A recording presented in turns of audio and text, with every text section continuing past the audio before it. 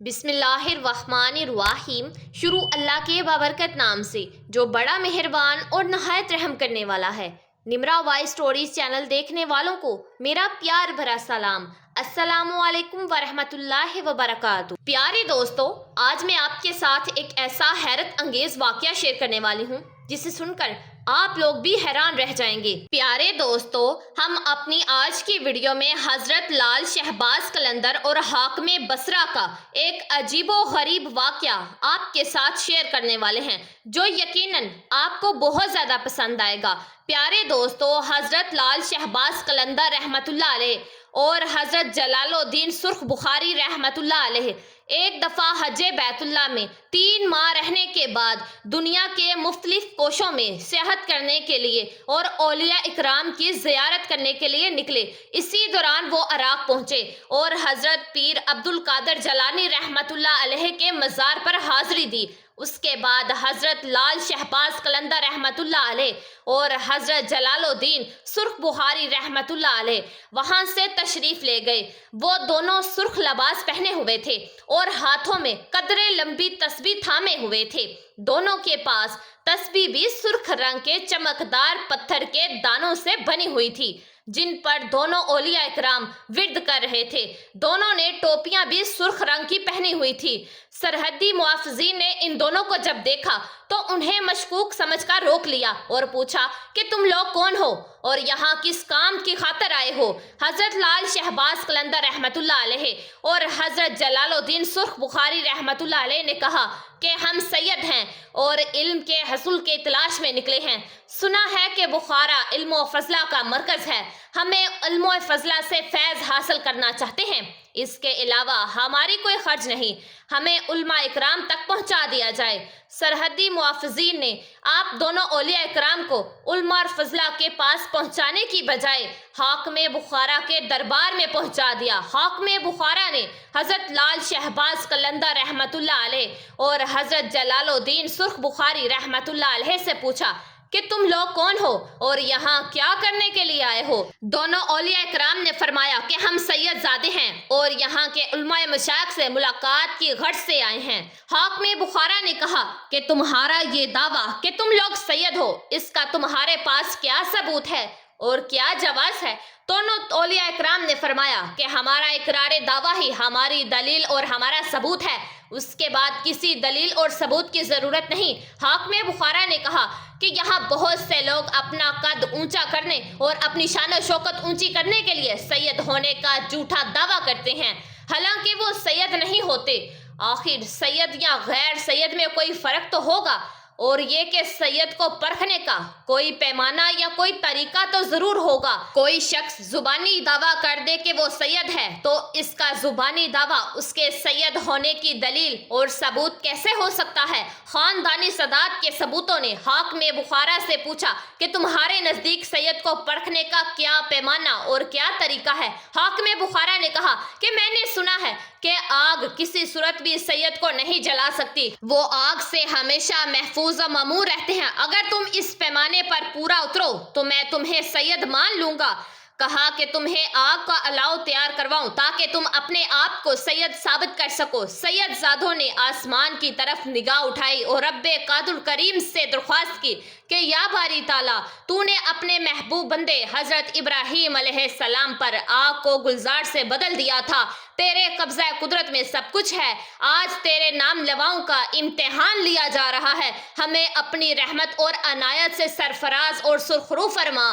یا رب العالمین، سید زادوں کی عزت و حرمت صرف تیرے ہاتھ میں ہے، آج اسے اپنی قدرت کاملہ سے بچا لے۔ کم عقل حاکم نے آگ کو سید پر اثر نہ کرنے کا پیمانہ بنا لیا ہے، حالانکہ ایسا نہیں ہے، لیکن پھر بھی ہم تیری بارگاہ میں التجا اور دعا کرتے ہیں، اس بے وقوف حاکم کو شکست سے دوچار کر اور ہمیں فتح سے ہمکنار کر، کیونکہ یہ ایک جنگ ہے جسے اس حاکم نے چھیڑ ڈالا ہے۔ ہم نہ تواں ہیں اور نہ گناہگار و خطا کار ہیں، تو ہماری خطاؤں کی طرف نظر نہ کر بلکہ اپنے حبیب حضرت محمد صلی اللہ علیہ وسلم کے خاندان کی عزت و وقت اور خاندان کو مطمئن رکھ۔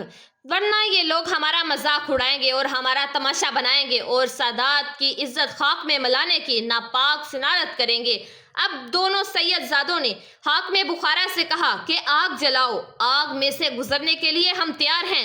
حاکم بخارا نے فوری طور پر اپنے قرندوں کو بلایا اور حکم دیا کہ آگ کا الاؤ تیار کیا جائے تاکہ ثابت کیا جائے کہ یہ اجنبی افراد سید زادے ہیں بھی یا نہیں۔ حاکم کے حکم پر عمل ہوا۔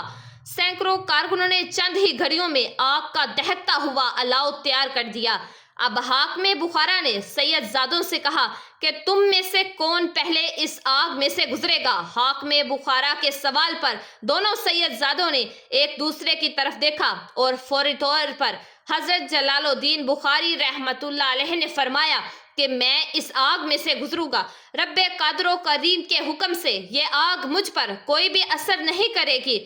تم پر ثابت ہو جائے گا کہ ہم سید زادے ہیں یا نہیں۔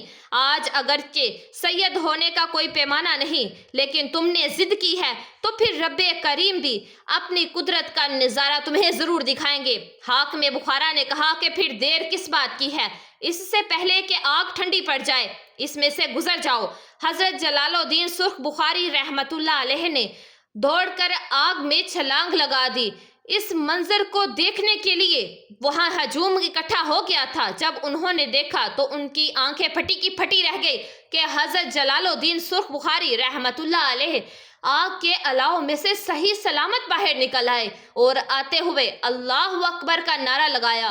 حضرت جلال الدین سرخ بخاری رحمۃ اللہ علیہ نے مجمع سے مخاطب ہو کر فرمایا کہ اے لوگو، یاد رکھو کہ انسان مجبور، بے بس اور کمزور ناتواں ہے۔